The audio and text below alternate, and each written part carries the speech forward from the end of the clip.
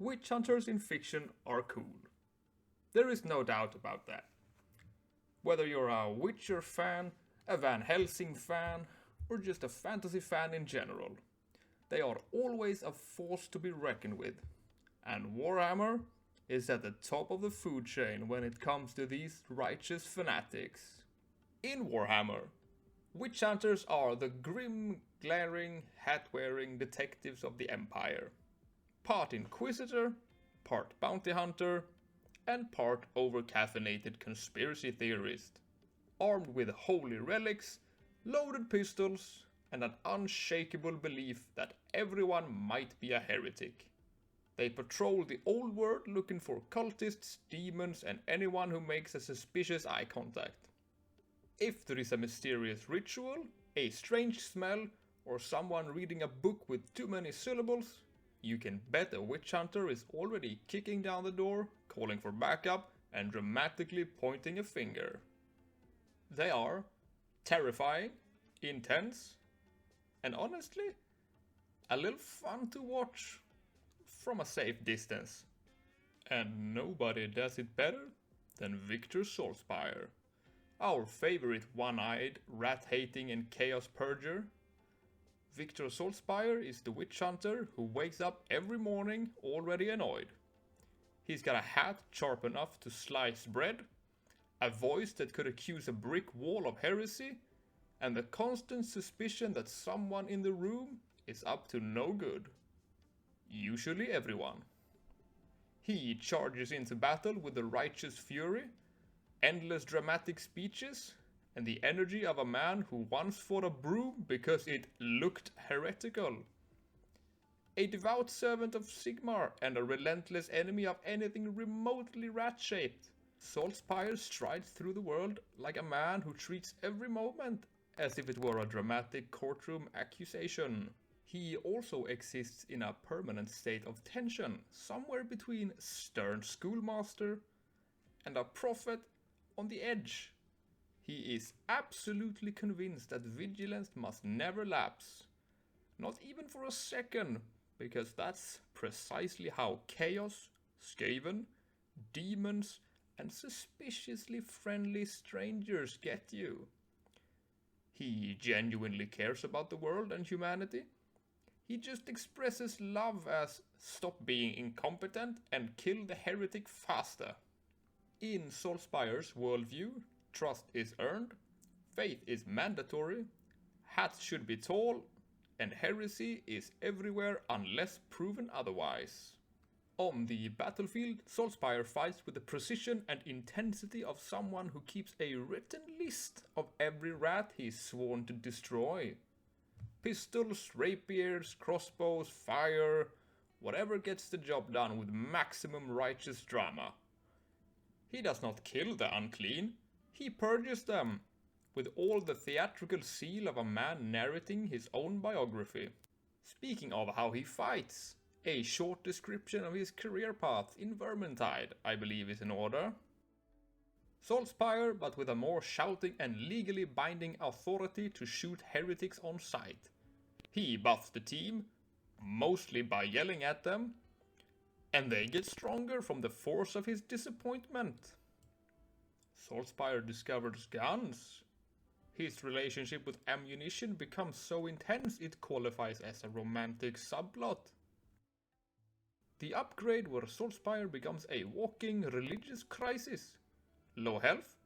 That's not a problem. That's a buff from God.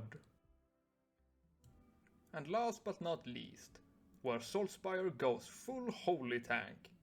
He smites so hard that even nearby sins get reduced. This is the Saltzpyre who wakes up, drinks 3 espressos worth of righteous fury, and uppercuts chaos warriors with a divine energy like it's Tuesday. Marcus Kruber. Functional with supervision. Kruber is the closest thing Saltzpyre has to someone he trusts without an asterisk. He respects Kruber's discipline and soldiering, and though he won't say it or admit it, if pressed on it, Kruber's easygoing nature balances out Salt's permanent blood pressure crisis. In his own internal monologue. Competent, reliable, also keeps morale high by being less gloomy than the rest of the Empire, must remind him that ale is not a work tool. Kruger, meanwhile, treats Saltzpyre like a slightly eccentric but well-meaning officer. He'll follow his lead, and occasionally tease him just enough to hear that legendary sigh. Then we come to our short king, Mr. Bardin Gorekson. How can a dwarf be so suspiciously cheerful? Saltz respects Bardin's courage and craftsmanship, but the dwarf's constant enthusiasm for tunnels sets off every alarm bell in Victor's skull. Saltz's thoughts? He likes tunnels way too much. He's happy in tunnels. That's not natural. But he kills rats very efficiently, so acceptable. Despite this, they often fight side by side. Bardin appreciates Saltzpyre's resolve, and Saltzpyre's, secretly, appreciates Bardin's reliability and good heart. Their banter ranges from friendly jabs to dwarven history lectures versus witch hunter sermons. And it wouldn't be a Saltz video without some elven suspicion. The elf exists solely to test my patience. This relationship is tense, and that's putting it politely. Saltzpyre distrusts elves on principle, and Carillion provides him with hourly reminders of why. She mocks him, he lectures her, she calls him too tightly wound, he calls her an unrepentant heathen. They argue so much that the Skaven sometimes pauses to watch. Yet, and this is the part he would die before admitting, he respects her and her lethal skill, sharp instincts, and unbreakable will. And Carillion respects his conviction and consistency, even if she'd rather drink poison than say it out loud.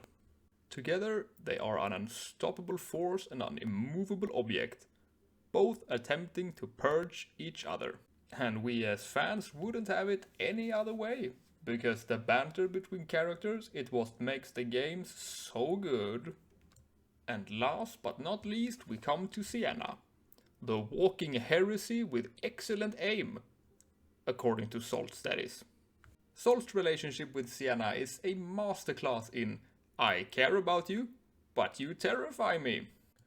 To Saltz, Sienna is incredibly powerful, undeniably useful, and 100% a ticking magical time bomb. He watches her like a worried parent who expects the stove to explode at any second. She, in turn, considers him a delightful mix of prudish, melodramatic, and loyal, someone who has her back even when he's scolding her. Their dynamic is a constant battle between Sienna wanting to improve morale with fire, and Saltzpyre wanting to keep everyone's eyebrows intact. And deep down, he respects her integrity and her restraint, even if he insists on checking that restraint every 5 minutes. A band of misfits, but they are my misfits. Saltzpyre sees the group as a necessary alliance forged by crisis. He feels responsible for their spiritual and moral well-being. They did not ask for this, and he takes his role as the party's voice of vigilance very seriously. But over time, something changes. He stops seeing them as liabilities to supervise and starts seeing them as a patchwork family he'd die for. Preferably in the most righteous and Sigmar-approved way possible, of course. If the world must be saved, he trusts these fools to do it with him. Even the elf.